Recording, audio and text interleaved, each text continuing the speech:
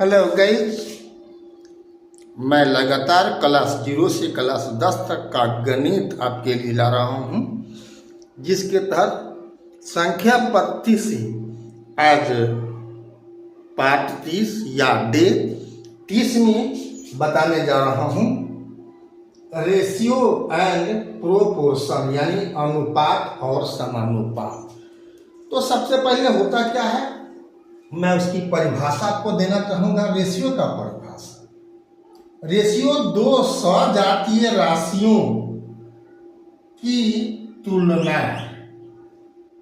जो यह बतलाता है कि एक मात्रा दूसरे की कितनी गुनी है, जैसे A/B या A/B।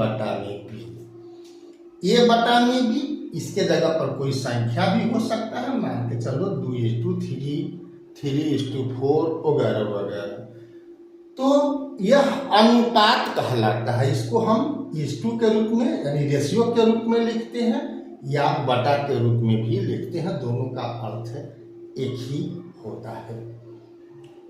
तो क्या कहा यह, एक मात्रा दूसरी की कितनी गुनी है, यानी A/B से कितना गुना,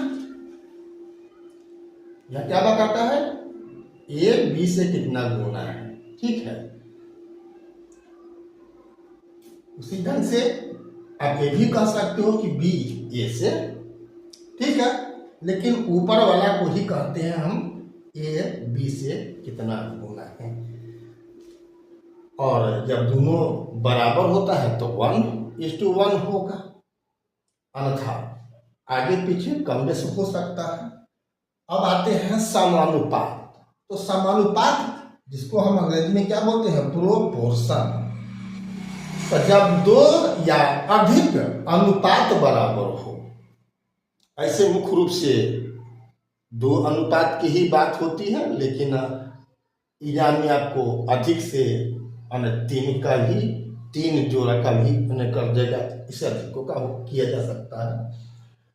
इसलिए जब दो या अधिक अनुपात बराबर होते हैं तो उन्हें समानुपात या प्रोपोर्शन कहते हैं। जैसे A/B बराबर C/D या A/B बराबर भी दे सकते हो, और इसके जगह पर आपको डबल यहाँ पर रेशियो दिया रहेगा बीच में, यानी इसका बराबर भी हुआ। तो A/B प्रोपोर्शन C/D।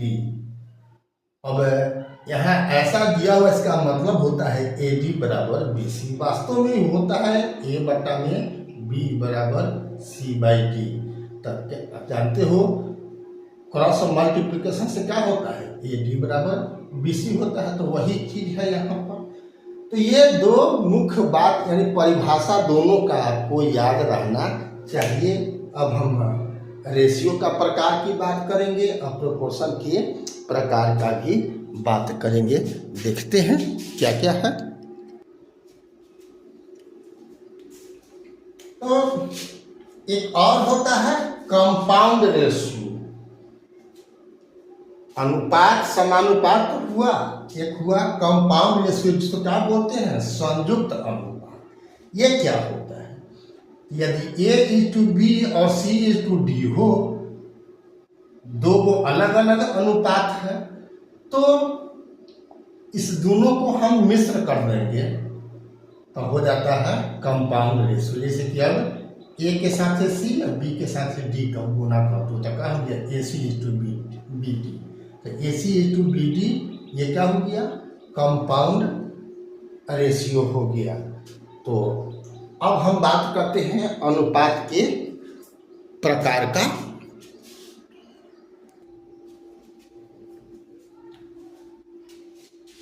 तो अनुपात कई प्रकार के हो सकते हैं। मान के चलिए कि A और B कोई दो सजातीय राशि है, तो A और B का सरल अनुपात A/B क्या होता है, सरल अनुपात है। तो सरल अनुपात A/B होता है, जबकि A और B में कोई भी उभयनिष्ठ पद नहीं हो। जैसे कि मान के चलो 4 और 6 है, तो ये सरल अनुपात नहीं होगा। सरल अनुपात क्या होगा, 2:3 होगा। ये दोनों बराबर हुआ, लेकिन ये सरल अनुपात है, ये सरल अनुपात में नहीं आ जाएगा, ये कंपाउंड में आ जाएगा। विलोमा अनुपात, तो जब A:B हुआ और उसके जगह पर B:A की बात की जाए तो इसको कहा जाएगा विलोमा अनुपात। वर्गानुपात, अब A:B सरल अनुपात है तो उसका वर्ग कर दो तो A²/B², ये हो जाएगा वर्गानुपात। घनानुपात, जब पावर क्यूब कर दो सरल अनुपात का तो हो जाएगा घनानुपात। घन मूलानुपात, अगर उसका क्यूब रूट निकाला जाए दोनों का तब हो जाएगा घनानुपात। इस प्रकार से आगे भी अनंत टाइप का हो सकता है, लेकिन मुख्य रूप से इन सभी का ही चर्चा होती है। अब हम बात करेंगे समानुपात का प्रकार।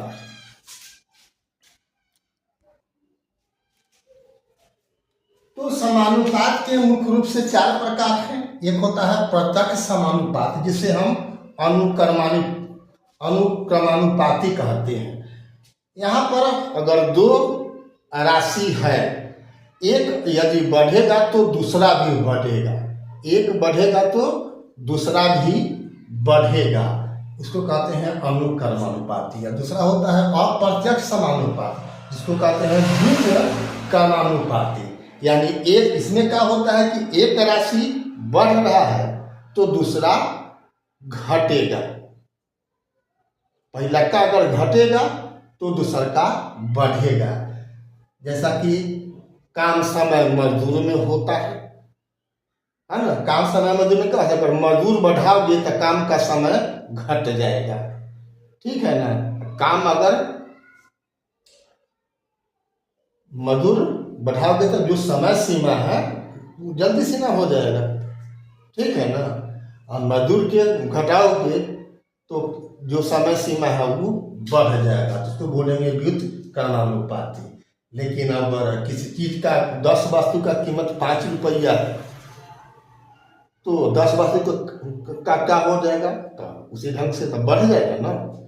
जितना वजन बढ़ाओगे उतना ही उसका कीमत बढ़ जाएगा। तो ये हो जाएगा अनुक्रमानुपाती और यह है आपका व्युत्क्रमानुपाती। तीसरा है मिश्रित। तो जैसा कि अनुपात में बताया है, यदि A:B और C:D अगर दो कोई अनुपात है अगर, तो AC और AC:BD को कहेंगे मिश्रित समानुपात। सतत अनुपात, तो A:B बराबर है B:C के, यानी दो अनुपात आपस में बराबर हो, इस टाइप से A:B हो फिर B:C हो, तो उसको बोलते हैं हम सतत यानी समानुपात। अब हम बात कर लेते हैं अब लास्ट में समानुपात का नियम, जो परीक्षा में ज्यादातर पूछा जाता है, उसको देखते हैं क्या है। तो ज्यादातर एग्जाम में जब भी आप परीक्षा देने जाते हो तो वहां पर ये सवाल किया जाता है कि अमुक का मध्य समानुपाती बताएं, अमुक का तृतीय समानुपाती बताएं, चतुर्थ समानुपाती बताएं। तो ये 3 को याद रखना है।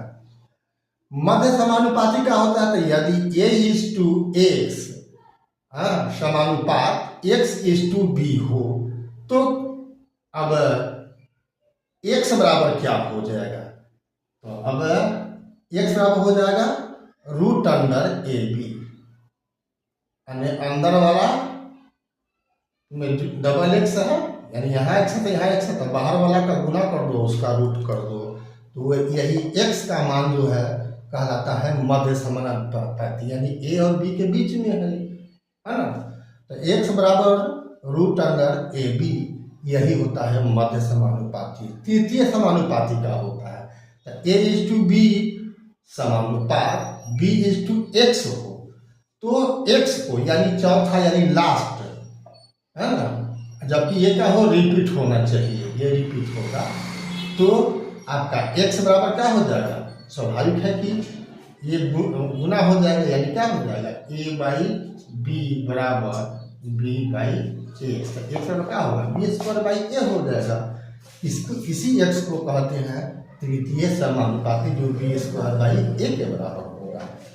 अब लास्ट आपका है चतुर्थ समानुपाती क्या होता है। तो अब A/B समानुपात C/X है, तो X को कहा जाता है चतुर्थ समानुपाती। यहाँ पर A B C आपका देख रहा है, सब अलग अलग है।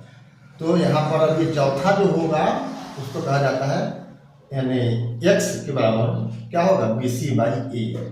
तो यहाँ पर BC/A ही X है और इस X को कहा जाएगा या BC/A को कहा जाएगा चतुर्थ समानुपाती। तो ऐसा है, मैं एक साथ ही आज के इस वीडियो में रेशियो एंड प्रोपोर्शन के तहत मैं एक एक बिंदु की चर्चा मैंने कर दिया है। अगर ये आपने स्मरण कर लिया तो शायद कोई मिस्टेक आप नहीं करोगे। रह गया प्रॉब्लम, तो ये आने वाला समय में जब प्रॉब्लम होगी तब मैं वहाँ उदाहरण सहित और भी बात मैं करूँगा। अभी तक फेसबुक और इंस्टाग्राम पर आपने BK कुशवाहा प्रोफाइल को फॉलो नहीं किया है तो फॉलो कर देना है, और यूट्यूब पर सब्सक्राइब नहीं किया तो बेल आइकन दबा करके सब्सक्राइब कर देना है। फिर मिलते हैं अगला वीडियो में, तब तक के लिए जय हिंद, जय जगत, जय भारत।